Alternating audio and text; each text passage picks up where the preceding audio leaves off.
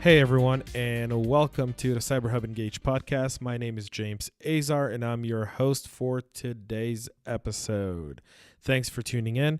You can connect with us online on LinkedIn, Facebook, and Twitter at Cyber Hub Engage.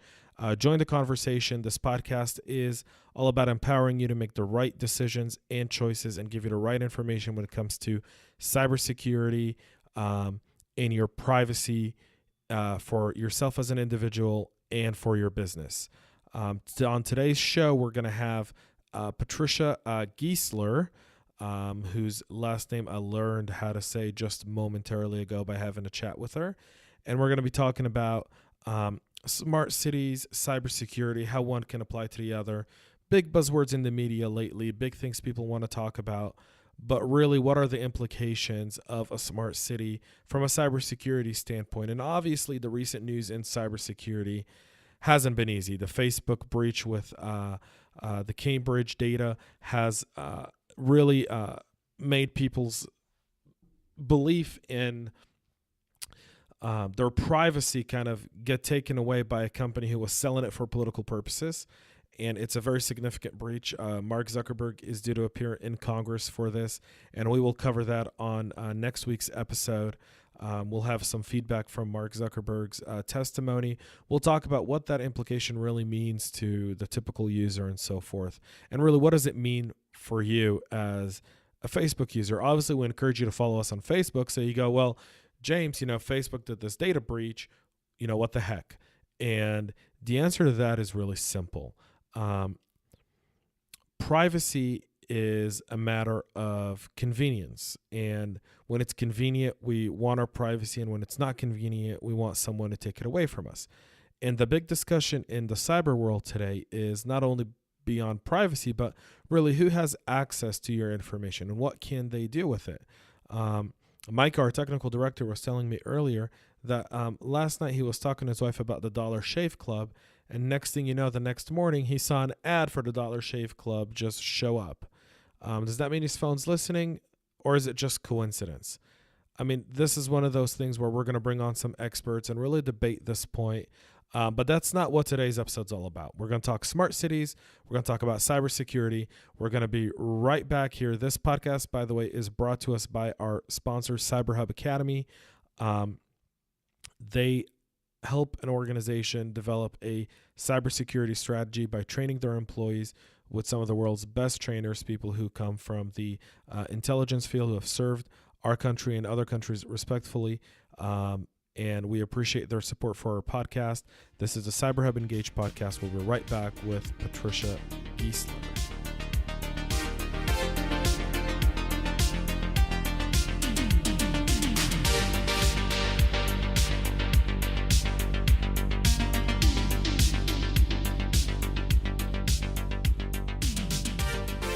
Thanks for joining us in the studio. So, Patricia, tell our awesome audience a little bit about yourself. Well, prior Navy IT. I worked. Thank you for your service. You're welcome. I worked in Iceland, and I worked in DISA. I worked for DISA as a defense contractor in Bahrain for 6 years, and then I worked a little bit for DLA. And then I decided how important our critical infrastructure was and our national defense. So I launched my own women veteran-owned small business to try to focus on that and contribute to the future that my children and my grandchildren will live in. That is so awesome. Thank you. One, it's awesome to see our, a lot of times for a lot of us, and everyone here is also a veteran. Micah is an Air Force veteran, and so is myself. And so thank you, Micah. I mean, Air Force, still Air Force. So kidding, Micah. We love you, man. This podcast would not be possible without you. So.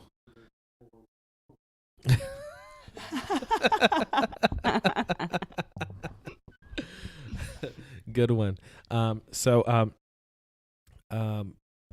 It's awesome to see our veterans come out and contribute. I think that's one part that's missing in our workforce today is appreciation of the experience that our veterans have to bring to the actual economy that we so eagerly, I don't know, it's overlooked. To Well, it's overlooked, right? You see a lot of times that, a veteran's experience is overlooked. And I think sometimes the military experience trumps college experience. I agree. It's OJT. Yeah. It's OJT and it's the real game all day. And it gives you a different perspective. Absolutely. And so we're here to talk, critical infrastructure, smart cities, cybersecurity. And I kind of want to kick this off. You started talking about, starting your business for critical infrastructure and that importance. And just yesterday was revealed. So we're recording, it's April 6th, Friday, April 6th. So it's happy Friday to everyone. If you're listening to this on a Friday, but, you and I were just talking a second ago before we started recording, about the gas pipeline breach that just happened. And that's a scary thought for a lot of people because that's what a lot of people use for, getting by. Right. How crazy is that? You don't go anywhere if you have no fuel. Yeah. So we had four different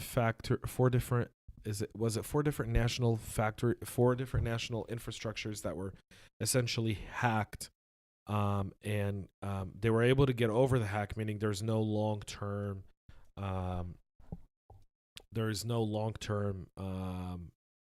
effect on the gas pipeline, but that's a little scary. I mean, this was done by the way, this hack happened in Houston, Texas. I'm looking at it right now. And no gas service was interrupted, but the data network of the gas was. So the hackers were able to read how many cubic feet of gas were going through the pipelines. Patricia, why is that important? Like, why would hackers want that information? Well, it sounds like that they were studying for future opportunity as well. What's in your opinion, I mean, based on your experience, what's the most difficult? I mean, why is a gas pipeline so important for hackers? Oh, goodness, the damage that could be caused. I mean, you saw the 0 Day documentary, right? Right. And if they have ability to exploit that, there's a lot of damage that could be caused. Chemical damage could be caused. If they were to, let's just say that there was a valve that was supposed to be shut at a certain time, not to release certain emissions or certain toxic elements into the air, but not a problem to do that and then light a match somewhere. And what do you have then? Explosions. Big one. That's right. I think the Red Hill Air Force Base in Hawaii. They had an automated fuel system that had massive gallons. Somebody put that system on the network on Wi-Fi. Yeah, that would have been really bad. Light a match there too. And then you have just unloading gallons and gallons of fuel. That, who knows what would have happened to Hawaii then? I think we'd see a different Hawaii altogether. So, if that was to happen, I'm just reading. I'm reading this as we kind of go through this on the gas pipeline just to get some more information. And so, here's what's being reported. One Oak Energy Transfer Partners, Boardwalk Pipeline Partners, and Eastern Shore Natural Gas, Chesapeake Utility subsidiaries, all had system interruptions.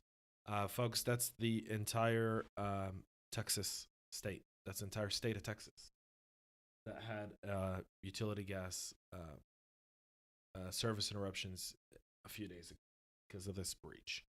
And so that's significant because that brings us up to, our critical infrastructure. I read another report a few days ago that said Russia's already in our power plants. So what do we need to do as a country, in your opinion, Patricia, to really start taking this on head on and, not be victims to other nations who might want to cyber attack us? Well, number one, we need to generate the awareness that's necessary, which we really don't currently have.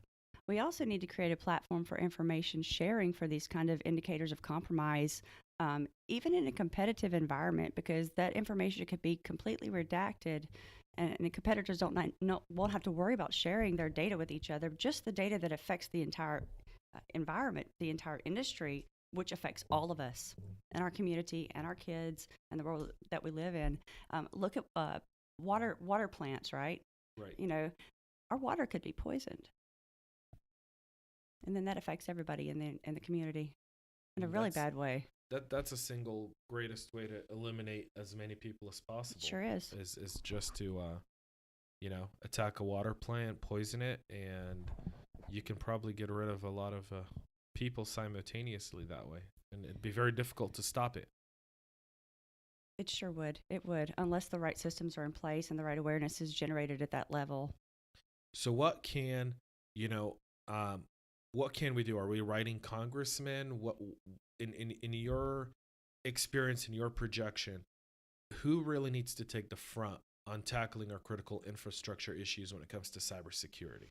Well, 80% of your critical infrastructure in the United States is owned by industry. About 20% is owned by commercial. And there's an information sharing problem there. If you're going to properly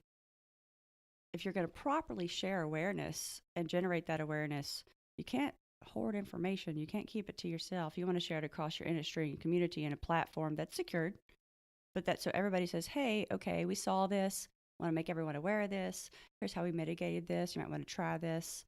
I think that our siloed agencies are part of the issue, to be honest with you, because we have to start together as a country and a community to try to generate the awareness necessary for people to know how to fix these problems.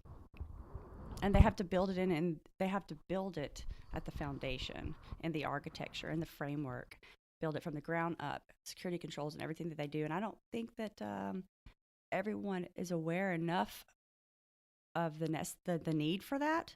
And when that awareness is generated, then you can focus on trying to create a solution to that problem amongst industry and communities. Which brings us to kind of the next thing that you and I really enjoy talking about, which is smart cities, right? Oh, yes. So That's a favorite that put a of mine. smile on her face. So if we don't have this on video, but she was really serious, thinking of doomsday scenarios, and then we brought up smart cities, and Patricia smiled, so that's good.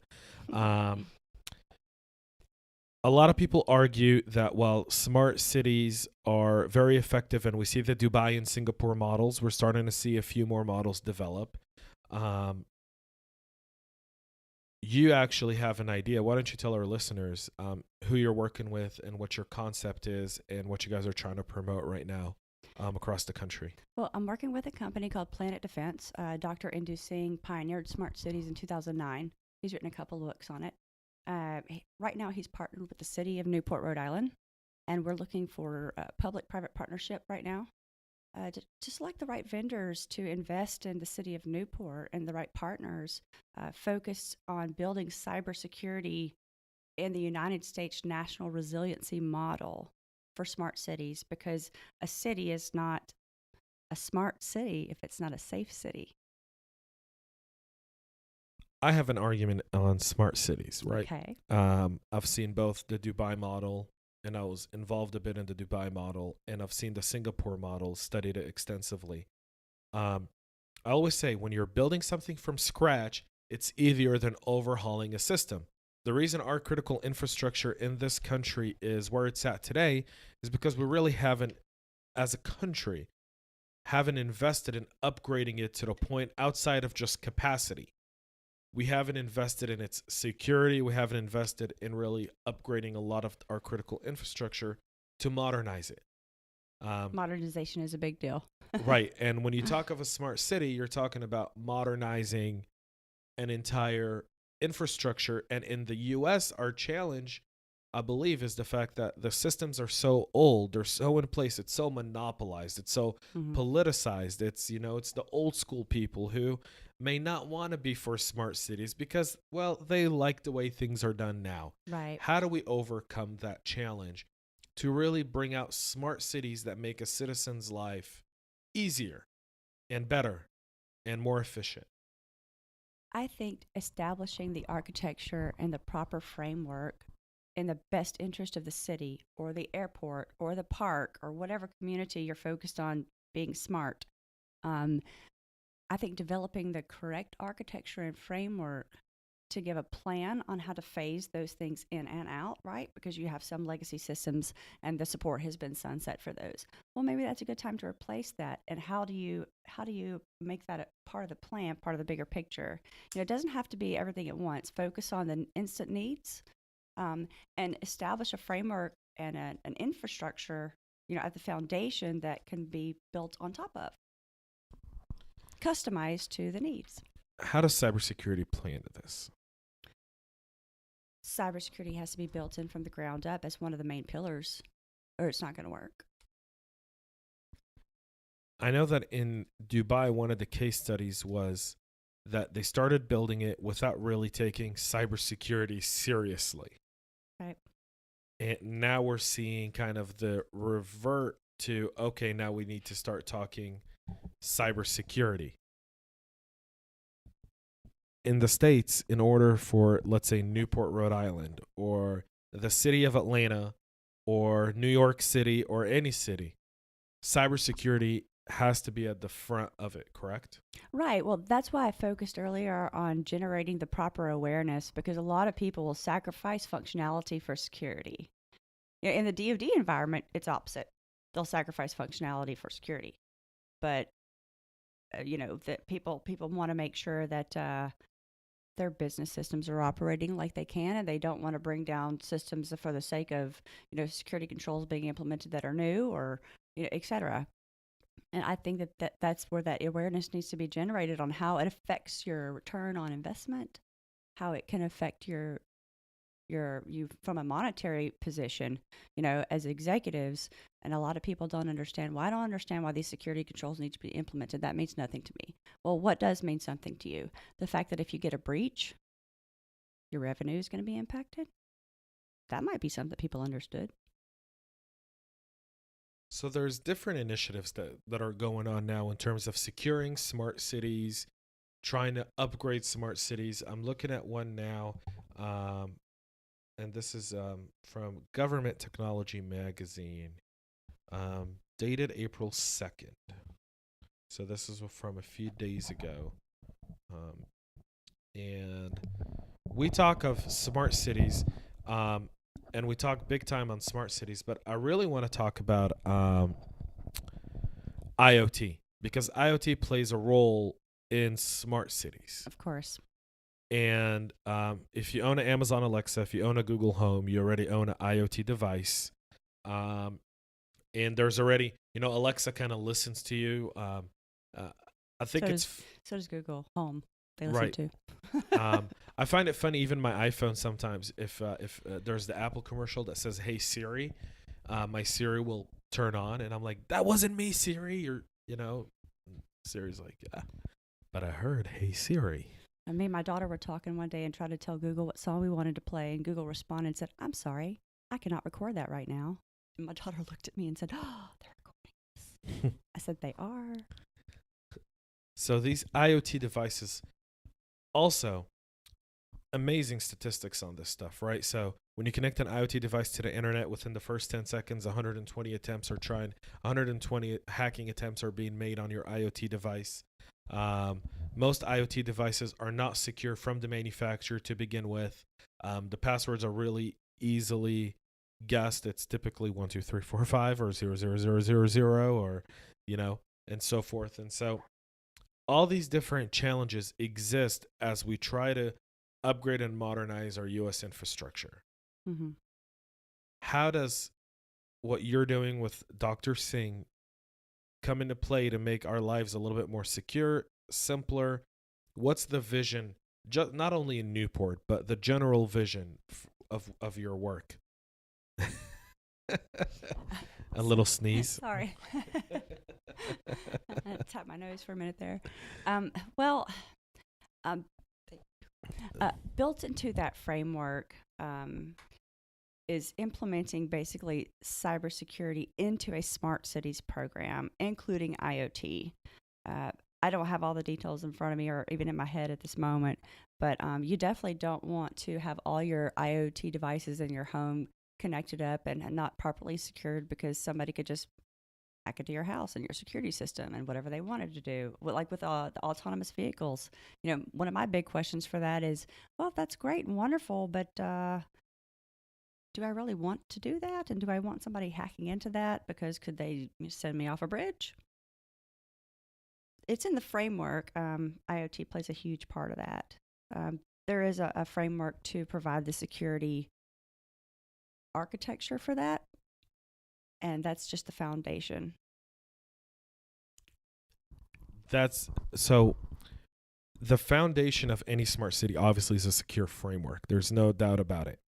I've more often I've seen really a lot of I've read a lot of different papers on smart city initiatives, and I'm starting to see a pattern of all these different companies that have a portion of smart cities, right? The AT&Ts, the Microsoft, the Cisco's, the Dells, the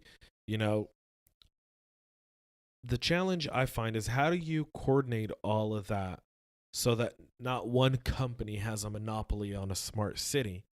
Because, historically we've seen that when someone has a monopoly on something, that's typically bad for much more vulnerable the people, and it's much more vulnerable, and it doesn't allow for competition. It kind of eliminates small business because it takes small business out of the equation of serving customers within a smart city. Very good point. So one of the things that Dr. Singh is doing with Newport, a lot of cities have come to him and said, well, we want to make sure that this is a public-private partnership, and we foresee that's the only way that this will work, because you have a lot of vendors that want to come in and own the entire smart city, and better to be customized to what the needs of the city or the needs of the airport or the smart park or whatever you're trying to do that's smart. And have someone guide you and provide that assistance in your best interest, agnostic to a vendor, and focused on having the right vendors and the right partners carve out a piece for themselves on the whole scheme of things for like a U.S. national resiliency model, like a cookie cutter, right? But you can take that and you can say, okay, well, I could use this over here, and maybe we need these vendors over here because we need a little bit more infrastructure support here than we did in this city or this park or this airport. So having that agnostic strategic advisor outlook from a person who can support you, I think is very important to that, because nobody is, there's no favorites there. It's just, this is in your best interest. We want to pick the right partners and the right vendors to support your initiative, your interest for your city, because each city's different. Each airport's different. So I heard you say, smart city, smart airport, smart park. And when I think of a smart city, I would think those would be included as part of the smart city, meaning a smart city would also have the smart airport and the smart park, but it seems like you're separating those as three different models. So are we seeing that like a smart city is just kind of, is that infrastructure and government operation, and then an airport is right? So you have different stakeholders that want to take these initiatives, and at some point fusing them all together is really where your smart city is, because you have a military base and you want a smart base that's part of the city. Sometimes bases are bigger than the cities. You have smart parks within your state. So do you want we want a smart country, at the end of the day, but you have to start somewhere. And I believe that subsets are not a bad place to start. I believe getting the right agnostic group to come in and say, okay, what's your big picture? What's your main objective? What are your immediate needs? And let's start from there and make sure that we make that scalable for the future to make everything smart around us when we can get to that point. But where's the budget, right? And that's probably on the most immediate needs at the time. Do you feel like the one of the many challenges of smart cities is budgeting for its growth, for its implementation? Is that the main hurdle that we see today?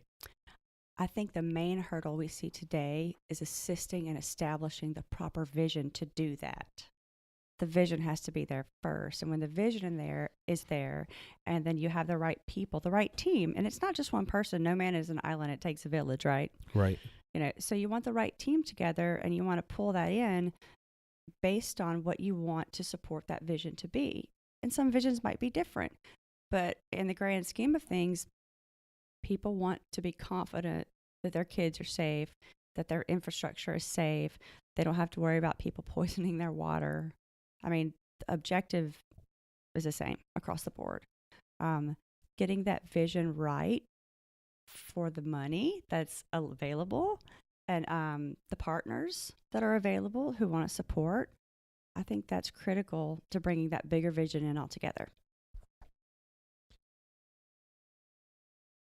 I'm speechless for a second here because there's so many ways to take this conversation, right? And we can probably go on for another 8 or 9 hours talking about this because it's, you read about it, you hear about it, you see international models that work. And the one thing I think you should probably explain this to our listener more than myself is when you're building something from scratch, like in Dubai and Singapore, it's far easier than overcoming the hurdles we have here, right? Right. Yeah. And Yeah. so, yeah. and so you have that one challenge, and then the other challenge is obviously budgeting for it. We're starting to see, how do cities communicate? I mean, if you have, let's take, for example, California. If LA does its own smart city and San Francisco does its own smart city and Sacramento does its own smart city and San Diego does its own smart city, how do those communicate as major cities in a state? Because if they all build a separate infrastructure, how do we interconnect that? How do we get those cities, the smart cities, that everyone's kind of has a different vision for their own? How do we get that to essentially communicate between one another to create it I mean, if I'm even if I live in LA and I'm from California, I'm still from California. I just live in LA, but if LA is a smart city and San Diego is a smart city, I mean, eventually San Diego is going to be a suburb of LA, the way LA is building out. Well, that's why what we're doing at Newport is so exciting because we're trying to create a cookie cutter plan, so to speak, for smart cities for the United States National Resiliency Model, building cybersecurity into smart cities program across the United States. This is one vision, like a template, right? And then you can tailor that template to what your immediate needs are. And there's a lot of interesting items and components that go into play here. Like I said, when you have your stakeholders, they might have, let's say, for example, I want to generate revenue instantly off this. Well, sometimes you have to wait for that. Sometimes you can't start off that way. And what are the city's needs? And the cities always understand what they need with all the people that have a part in creating the vision for themselves. So I'm going to stop you there. Without naming names, how many of our elected, esteemed city, state, and federal officials have 5% of the knowledge you and Dr. Singh possess in smart cities? Do I have to answer that question? Sounds like a trick question. You can just give me a percentage. It can be 0, 1, 2. Because if it's anything over 2% right now, I will scream and shout in joy. I'm going to say 0.00009. At least you didn't say 1. So obviously, here we go. So now we get to the root cause of the problem, right?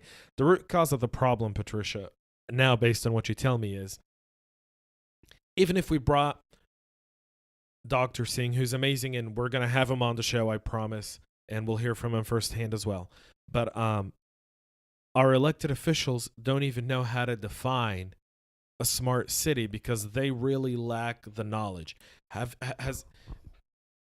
You talk a lot about the city of Newport. What's the city of Newport doing with Dr. Singh that separates them, let's say, for example, from other cities that, we don't have to name names. I'm not asking you to name names. Don't badmouth anyone because we don't want that. Well, a lot of the cities don't always have the funds to invest in their own infrastructure projects, which they know that they need. They just don't have it. The city of Newport does. They do have the funds. So, I mean, right there, if you have the money to do something and create your vision and make it come true, and people are going to go for it. But a lot of the times they're dependent on outside stakeholders. Like, let's take the airport right here in Atlanta. Biggest airport in the United States, right? They don't like to say biggest. They like to say the most traveled airport in the country. Yes, that. Because Okay. busy means Busiest. long lines. Right. And we don't have long lines in Atlanta. You've never stood in TSA pre-check for an hour, have you? That's why I just got clear. We're going to say the most traveled airport in the country because that's what the city of Atlanta wants it to be set as. Well, so Delta is a massive stakeholder for the city's airport. Right. Absolutely. I mean, I think there's like 200 gates in Hartfield Jackson, and they have like 170 of them, or some really weird number. Like, so you have your city stakeholders, but you also have Delta, and Delta has lots of money, to invest in certain technologies that they want. That's their priority, but they don't have the same priorities as the city. Right. So if you want to focus on the airport specifically as a smart city, for example, you don't necessarily have opposing views there. You just have stakeholders with really different priorities, and who has the money to fund what they want first. Delta. So, in layman terms,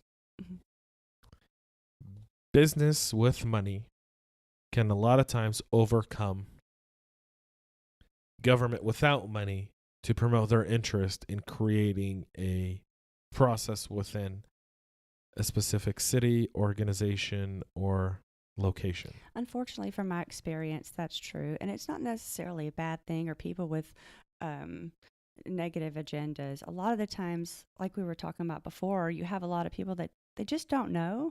It's not that they don't want to know. Maybe they have their day job, but they don't have time to research why I need to understand this and why this is so important to me.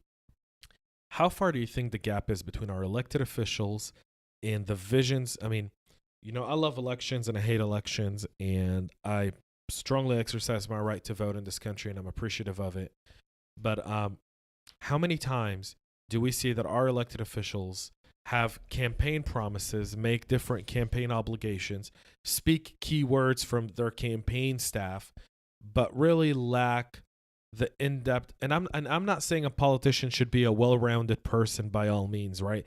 Most politicians are great they're great vision people sometimes. I said sometimes. I did say sometimes, because I'm sure people are listening to this now going like, what the hell are you talking about, man? And at least they can't see the scowl on my face. Yeah, your facial reaction staring at me was just priceless. But some of them are vision people. Some of them are very, very, very charismatic, very relatable, and some aren't, right? But those individuals who have these visions, and I hear it all the time, and I've spoken to my share of candidates across the years, seem to lack the knowledge to exercise a key goal. So, as we try to build out smart cities, as we try to incorporate more. Cybersecurity is a very hot word now. It's insane. What we've seen this year so far has been dramatic in terms of cybersecurity. The new ransomware attacks that are taking place over the last month have pretty much sent every single cybersecurity company to the drawing board again to develop a new product to overcome these threats. You're starting to see, and it's just going to get worse. It is going to get worse before it gets better. And again, this podcast is not to scare you as a listener, but it's our job to also set the right expectations and to tell you that it's all, roses and butterflies and a sun shining outside in the cybersecurity world today. That's not the case. The city of Atlanta has been fighting the attack for about 2 weeks. We know that they've been able to recover some files, but others have just been gone. My understanding, I read a little piece that said that some of the new ransomware attacks actually go into the kernel code of the computer and essentially encrypt your backup files. So even if you're backing up, even if you're doing all the things that myself and Patricia and other people give you, you're still a victim of it, right? Mm-hmm. And now we talk smart cities and we go, well, holy smokes, we started our podcast today talking about the gas pipelines, and that's kind of scary, right? So someone hacked it read the amount of gas that goes through. And I mean, this could all, I mean, it's all part of a chemical warfare. We know that the Chinese, DJI was a company that produced drones that a lot of our critical infrastructure companies use to survey land. And Right. What are they seeing? What are they looking at? What are they collecting? Where's that data? well, that data Who is has it? What are they using for? DJI has been known that DJI servers were on a Chinese government server farm. And now if you have anything in national infrastructure, you're not allowed to use DJI drones for any of your things. And so, with that being said, there's a lot of stuff that still needs to be developed. Cybersecurity is a very important subject right now for a lot of different people. Do you have any parting words of wisdom for our audience today? Just that awareness needs to be generated, and that's where you start. If people understand why this matters and what the repercussions could be if it's not addressed, it's going to be really bad. And that's just putting it lightly. It could be catastrophic, but we don't want to say that. That's like fear-mongering, isn't that? I don't want to fear-monger. It is fear-mongering in a way, but I mean, the track record of this country, the track record of a lot of the things is that unless it affects me directly, I don't really care. Right, it's like life insurance. You don't really know you need it until you die, and then it's too late. Yeah, and our kids are living in this world, and our grandkids are going to be living in this world. And what kind of world do we want them to grow up in? Do we want them to grow up feeling safe using a phone, feeling safe using Google Home, feeling safe using an autonomous vehicle, feeling safe drinking their water? Yeah. That was me there for a minute.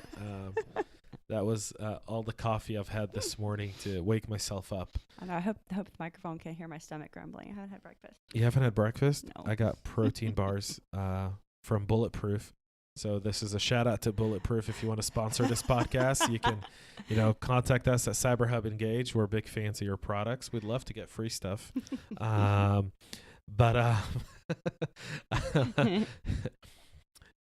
You're absolutely right about what world do we want our kids and grandkids to grow up in. And, the 5G, I was just reading that 5G is really even less secure than 4G, which is scary because they're trying to rapidly implement 5G now, and it's not even secure. And there's really no accountability to implementing a non-secure network in this country, correct? Like, there's no rules and laws and regulations. There needs to be regulations, right? I'm all for sensible regulations. Not too many, but just like with the drone industry and all the data that they're collecting with these drones, how's that data secured? Where are the regulations on requiring that? Yeah. And again, that goes back to the challenge of our elected officials and their knowledge of industry and business and globalization, which unfortunately, a lot of times we have career politicians, and the challenge is their career is politics and not serving, understanding what are really the direct threats that impact their constituents. Right. There need to be subject matter experts, at least working alongside with our politicians. Maybe they don't necessarily have to be one. I mean, to be a good project or program manager, you don't have to know every single thing about what you're doing. You just need to how to project manage or program manage. You need to know that, and you'll pick it up along the way. Put the right people in the positions, but have subject matter experts that can at least give guidance and advice on the proper way to do things at a high level, so people can make the right decisions. That's awesome. So obviously we can keep going on because like 5 minutes ago I said, okay, and parting words, and we've jumped right back into it. But we do want to keep this sensible in terms of time. Where are we at, Micah? 36 minutes. Wow. So if you've listened this long, I really like you. And happy Friday. Those are my parting words. Happy Friday. Yes, it is Friday, April 6th. This is the CyberHub Engage podcast. Patricia Giesler. Thank you for having me. Is with us in the studio. We'll be right back after this brief break. Thank you.